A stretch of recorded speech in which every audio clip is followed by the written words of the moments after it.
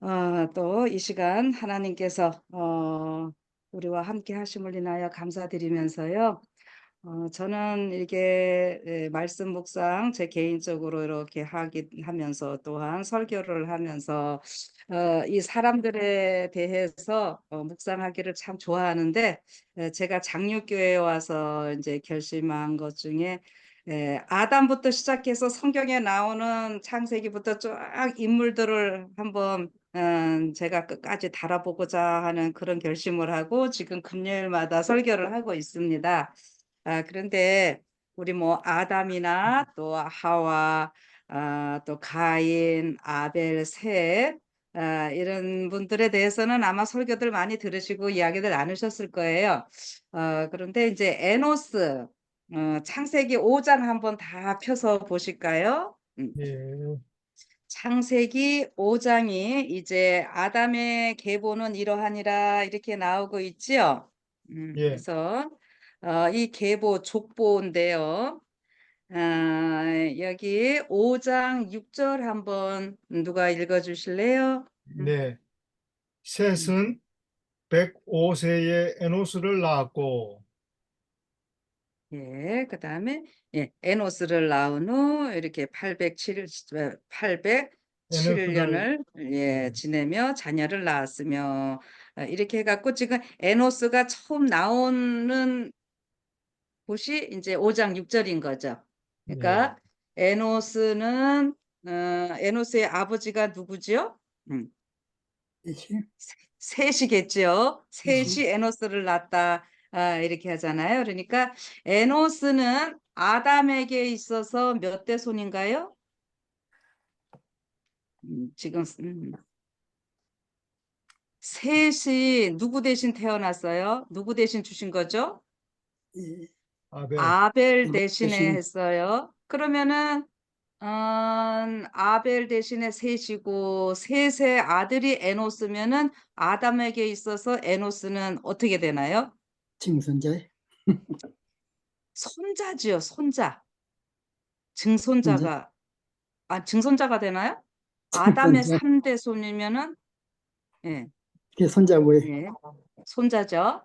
예, 그래서 이렇게 되고 이제 에노스가 셋의 아들이고 또 이제 또 뒤로 가게 되면은 게난의 아버지가 되는데, 게난도 별로 언급이 없지만 이제 다음 시간에는 제가 그럼 게난을 할게요. 오늘 에노스만 좀 말씀을 드리겠습니다. 자, 지금 창세기 5장에 나오는 노아가 그 이 계보를 쭉 보시면은 노아까지 나오고 있거든요. 그러면은 이 아담부터 노아까지 10대 손입니다. 네, 10대까지 이렇게 쭉 나오고 있는데 여기에서 보면은 노아를 제외하고는요 9대까지 아담하고 같이 살았던 것을 볼 수 있어요. 예.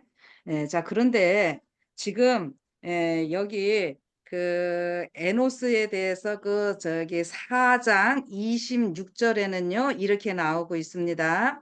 아담이 다시 아내와 동침함에 그가 아들을 낳아 그 이름을 셋이라 하였으니 이는 하나님이 내게 가인의 죽은 아벨 대신에 다른 씨를 주셨다 함이며 셋도 아들을 낳고 그 이름을 에노스라 하였으며 그때의 사람들이 비로소 여호와의 이름을 불렀더라. 이런 표현이 나오고 있죠. 예, 여기에 왜 이때의 에노스 때에 사람들이 비로소 여호와의 이름을 불렀다라고 이렇게 하셨을까 하는 거를 또 이제 오늘 좀 생각을 해보는 것입니다. 이 에노스의 그 이름의 뜻은요, 이렇게 아나시라는 데서 오는데 깨지기 쉽고 연약하다. 그래서 이 에노스가요, 사람이라는 의미가 있는데 사람은 사람인데 어떤 사람이냐? 연약해서 죽을 수밖에 없는 사람을 에노스라 그럽니다. 근데 우리 아담도 사람이라는 뜻이죠. 근데 예, 이 아담은 그냥 하나님께서 처음 창조하신 흙에서 뭐 흙이라는 의미도 있어요. 아담에게는요. 근데 사람입니다. 사람은 사람인데 에노스는 어떤 사람이냐 하면은 연약한 사람, 죽을 수밖에 없는 사람, 깨어지기 쉬운 존재, 뭐 이런 의미들을 좀 갖고 있다고 하는 거예요. 그래서 이 에노스라고 하는 이 의미를 볼 때, 이 지금 아직 아담이 살아 있고 이제 손자 때밖에는 되지 않은 이러한 상황이지만 이 시대가 얼마나 악하게 이 가인의 그 동생을 죽이고 또 그 범죄로 인해서 얼마나 이 시대가 악하고 또 범죄가 만연한 이러한 시대인지, 그리고 결국 인간이 죽을 수밖에 없는 이러한 존재임을 사람들이 그 알게 되는 이런 시대가 아닌가 이렇게 보여집니다. 그래서 여기 보면은 이 성경에 나오는 인물들의 이름을 보면은 그 부모들이 그 어떤 부모들의 간절한 바람을 다 넣어서 이름을 지어줬다고 그랬잖아요. 유대인들의 이름이 특성이 그렇습니다. 근데 더 특별히 여기 이 5장에 나오는 이 사람들의 이름을 다 보면은 그 시대가 어떠함을 볼 수 있는 거죠. 그러니까 이 당시는 오늘날 우리가 쓰는 글씨는 이런 글자는 없었습니다. 그 1800년대까지는 글자가 없는, 그리고 이 사람들의 이 나이를 보면은 평균이 얼마인 걸로 알고들 계시죠? 900세가 다 넘잖아요. 그렇죠? 네. 그래서 이 지력이 아주 대단했습니다. 그래서 글이 굳이 필요가 없던 거예요. 여러분, 우리가 왜 쓰시죠? 안 잊어버리면 굳이 쓸 필요 없잖아요. 근데 잊어버리니까 우리가 적는 거지요. 근데 이 당시는 사람들이 체격도 좋고 아주 두뇌도 뛰어나고 오래 살고 이렇게 하기 때문에 굳이 쓸 필요가 없었고 입에서 입으로 이제 전달함으로 인해서 다 잘 기억을 하고 있었다는 거죠. 예.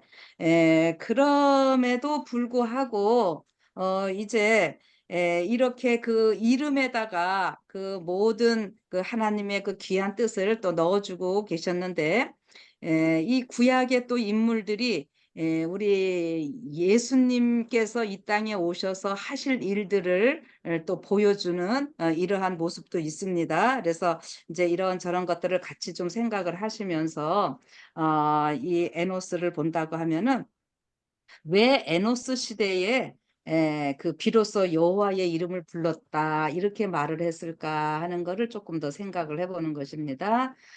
이제 이 에노스의 아버지 이 셋도 정말 이 시대가 너무 이거 타락하고 죄악의 물결이 이렇게 몰려오고 이럴 때에 정말 인간의 힘으로는 어쩔 수 없는 이런 것을 깨닫고 아마 아들 이름에도 이렇게 하지 않았나 하는데, 여기 이제 그 에노스 시대에 여호와의 이름을 불렀다라고 하는 그 의미를 이제 우리가 어떻게 생각을 하면 좋을까 하는 거예요. 여러분, 우리가 여호와의 이름을 불렀다.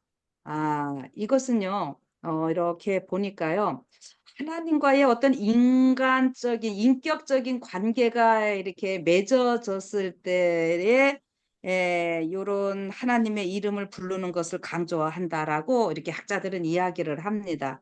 그래서 특별히 성경에서 인간이 그 하나님의 이름을 부르는 것은 구원과 직결되는 이러한 중대한 그 문제임을 우리가 알 수 있죠. 그래서 그 여기서 그 이제 부른다라고 하는 이 말도요. 그냥 우리가 뭐 평상시에 말 안 하다가 하나님 이런 부르는 이 정도가 아니고요. 이게 그 아주 선포한다는 걸 크게 외치고, 그래서 이게 카라라고 이렇게 나오고 있는데, 그래서 여호와의 이름을 그냥 나만 이렇게 이야기를 하고 있는 것이 아니라 그 죄악이 만연하고 있는 그 시대에 여호와의 이름을 그냥 멀리까지 크게 외치는 이러한 일들이 있게 되는 모습임을 우리가 볼 수 있다라고 하는 것입니다. 그래서 여호와의 이름을 크게 외치고 부르고 한다는 것은 결국 또 뭐예요? 이 예배가 예배를 통해서 그런 일들이 이루어지는 것이고 그 예배가 제대로 좀 이렇게 확립이 되는 세워지는 이러한 것도 같이 볼 수 있다고 하는 거죠. 그래서 이 하나님의 귀한 복음이 이렇게 널리 널리 퍼지게 되는데 그냥 우리가 이제 여호와의 이름을 불렀다라고 하는 것에 대해서 조금만 더 생각을 해보신다면은 어, 그 여호와라고 하는 말의 뜻을 우리가 어떻게 알고 계시죠? 예, 김태호 장로님 크게 하셔도 됩니다. 스스로 있는 자 우리 이 말 잘 알고 계시죠? 네. 우리 여호와 하나님 기본적으로 여호와 할 때에 여호와가 스스로 있는 자임을 우리는 잘 압니다. 자, 그런데 이름을 이렇게 부른다고 하는 것이 우리의 구원과 굉장히 아주 중대한 그 문제로 연결이 되고 있다고 조금 전에 제가 말씀을 드렸는데요. 로마서나 이 사도행전에 이런 데 보면은 어떻게 해요? 주의 이름을 부르는 자는 구원을 얻으리라. 이 사도 베드로가 사도행전에 보면은 그 오순절 성령의 임하심을 받고 그 전도할 때 그런 표현을 쓰시고 로마서 10장 13절에도 사도 바울도 그 로마서에서 누구든지 주의 이름을 부르는 자는 구원을 얻으리라 이랬거든요. 근데 이 표현 자체는 그 요엘서 2장 32절에 누구든지 여호와의 이름을 부르는 자는 구원을 얻으리니 이는 나 여호와의 말대로 시온산과 예루살렘에서 피할 자가 있을 것이며 남은 자 중에서 여호와의 부름을 받을 자가 있을 것임이니라. 예, 요 말씀을 이 사도 베드로나 사도 바울이 인용을 했던 이런 모습을 보게 됩니다. 자, 근데 주의 이름을 부를 때 거기에 뭐가 있다? 구원을 얻겠다 이렇게 말하잖아요. 그러면은 그 예수라고 하는 말 자체도 우리는 어떻게 알고 계시죠? 예수의 그 가브리엘이 마리아에게 얘기할 때에 이는 저희 백성을 죄에서 구원할 자이심이라 이렇게 얘기를 해주잖아요. 예. 그래서 결국 구약의 여호와가 신약의 누가 되는 거예요? 예수님이, 예수님이시잖아요. 예수님이. 그러면 네, 우리는 이제 그렇게 잘 알고 있죠. 그러면 오늘 이제 제가 조금 더 얘기를 해드릴 것은요. 여호와 하면은 우리 스스로 있는 자 이거는 알고 계셔요. 그런데 이제 여러분들 핸드폰 카톡으로 온 거 한번 좀 이제 봐보실래요? 보실 수 있는 분들은 보시고요. 그 여호와라고 하는 거를 제가 좀 풀이를 좀 해놨습니다. 여호와를 히브리어로 여기 이제 뭐 요드헤이, 바브헤이 요렇게 네 개를 쓰는데 요거를 네 글자를 테트라그람마톤 뭐 이렇게도 얘기를 하고 그러는데 유대인들이 이러한 단어가 나올 때에 붓을 다시 빨고 다시 목욕제게 하고 이 글을 쓰고 뭐 이렇게 했다고 그래요. 그리고 발음은 내지 않았다라고 하는 겁니다. 그래서 어떻게 이 글자를 읽었는지 정확하게는 모릅니다. 그러나 현재 그 이제 유대인들이 그고 히브리어를 다시 이렇게 살리면서 모음을 붙이고 요 지금 글자 자체는 자음이에요. 그런데 여기다가 모음을 붙여서 발음을 하게 되고 이렇게 하는데 그것을 이제 보통 영어로 얘기할 때 야훼 이렇게 이야기를 하지요. 그래서 우리가 이제 여호와라고도 하고 이렇게 하는데 여기 보면은 그 네 글자를요 한 가지 한 가지 좀 이렇게 파징이라고 그러는데 이제 분해를 하면은 예를 들면은 제 이름이 정성분입니다. 그래서 그냥 이제 뭐 정자야 이제 패밀리 네임이니까 그리고 성자 같은 경우는 이룰 성자예요. 그다음에 분자 같은 경우는 나눌 분자예요. 예. 그 성분 하면은 뭐 어떤 제가 어떤 그 엘레멘트 어떤 물질의 요소 요런 것도 되지만 하나 글자 하나하나를 띄면 어떻게 해요? 뭐 나눌 이룰 성자에 나눌 뿐 이렇게 되는 것처럼요. 이 히브리어 지금 요 네 글자가 있는데 여기 보면은 제일 앞에 있는 것을 우리가 요드라고 요렇게 읽는데요. 이것이 손을 나타내고 히브리어 글자 중에는 가장 기본이 되는 작은 글자입니다. 그래서 그런데 여기 보면은 제가 어떻게 해놨어요? 손이라고 써놨고요. 그 다음에 두 번째 글자를 이렇게 헤이라고 이렇게 읽는데요. 요거는 뜻이 또 뭐냐면 이게 헤이라는 것 자체가 숨을 쉬고 보고 이렇게 하는 이런 의미가 다 있는데 이 손을 보라 이런 의미가 되는 거죠.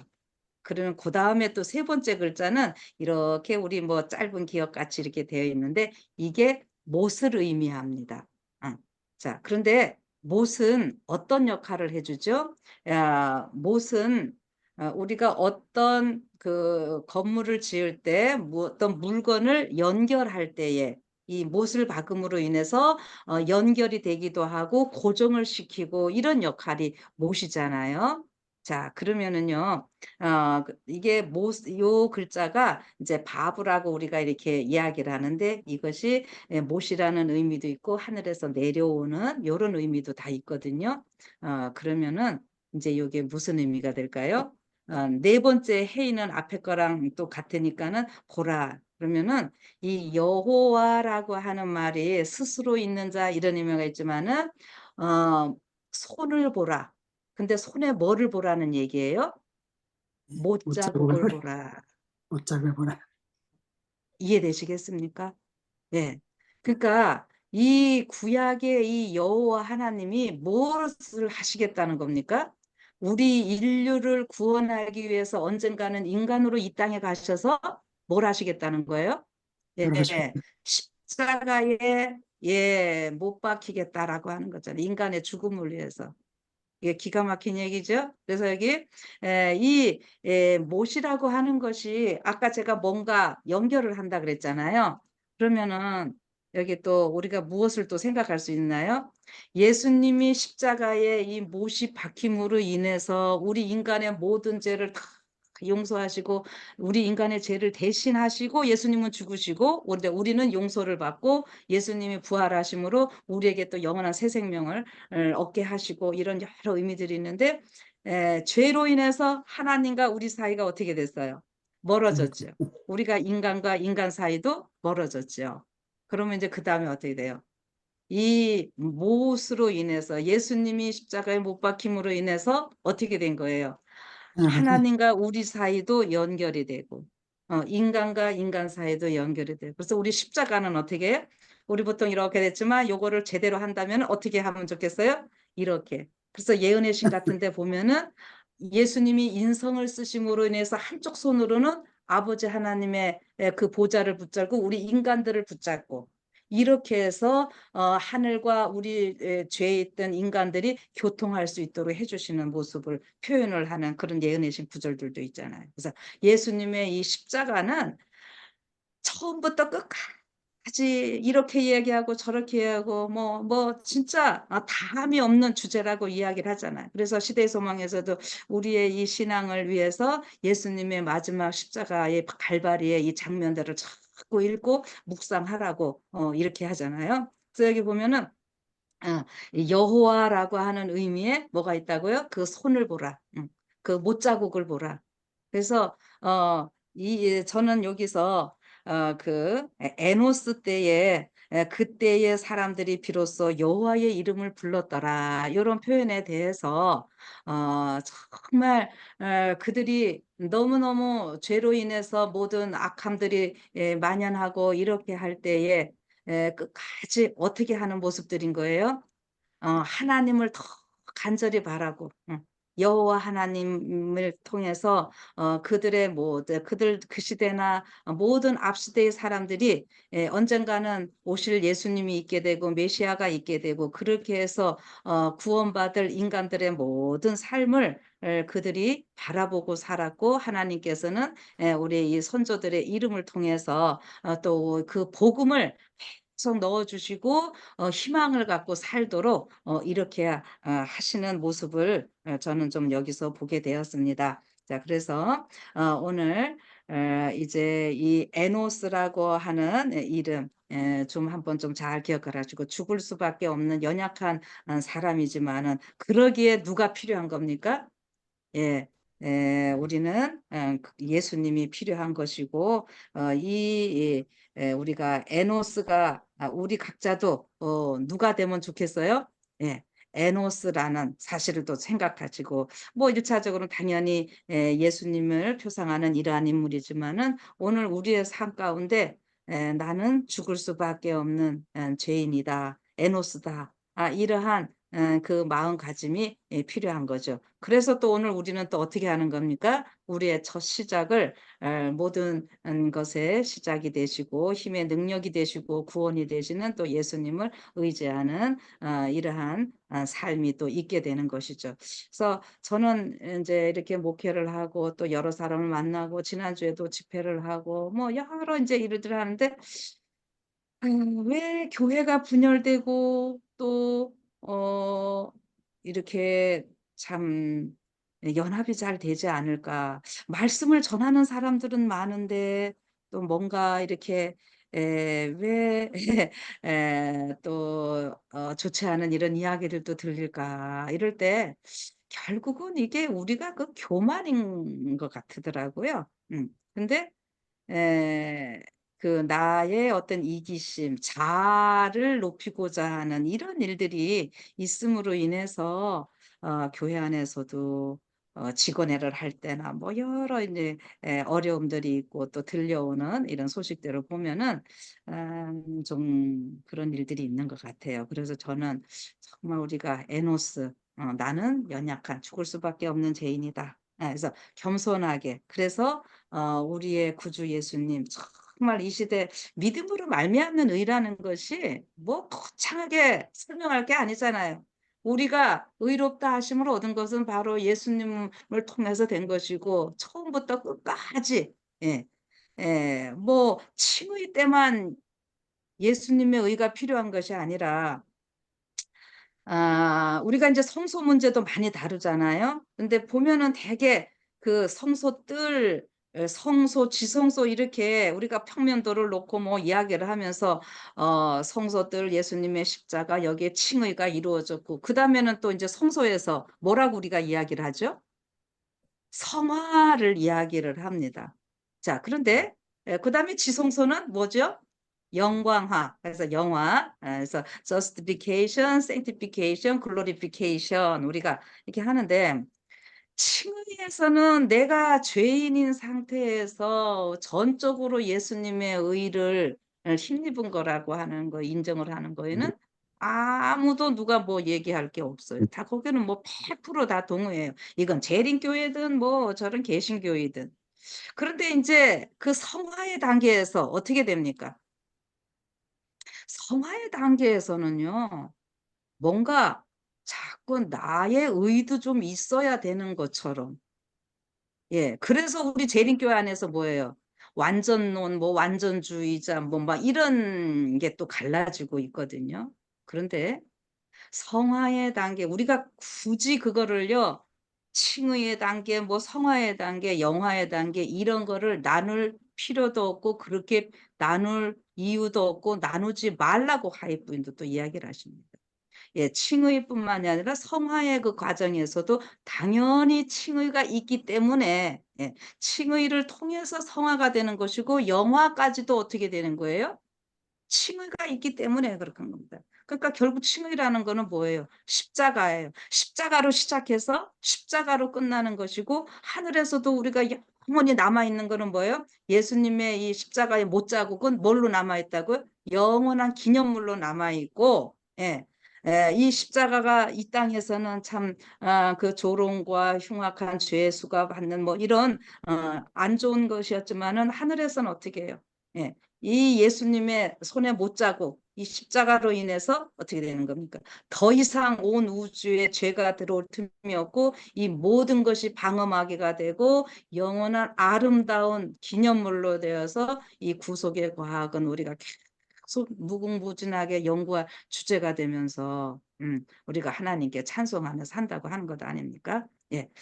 그래서 오늘 우리가 또 에노스라고 하는 사람을 이름을 좀 살펴보면서요. 이 시대에 여호와의 이름을 불렀다라고 하는 것이 어떤 의미를 좀 갖고 있을까 이런 것도 이렇게 어디 뭐 깊이 나오는 건 아니지만은 이름을 가지고 이 시대의 그 배경을 좀 보면서 제가 좀 말씀을 나누었는데요. 예. 우리 여호와 하나님 할 때 이 여호와의 스스로 있는 자, 온 우주 만물을 주장하시고 통치하시는 그 하나님께서 나 같은 연약한 에노스 죄인을 위해서 참으로 아들 예수님을 보내셔서 이 손에 못자국이 있게 하시고 그래서 우리의 삶을 이렇게 다시 새롭게 해주신 이 하나님의 그 은혜를 오늘 또 우리가 간직하면서 하루 힘차게 살아가시고 또 마무리 저녁 잘 하시는 여러분과 제가 되기를 바라면서 오늘 말씀을 마치겠습니다. 아멘. 아멘.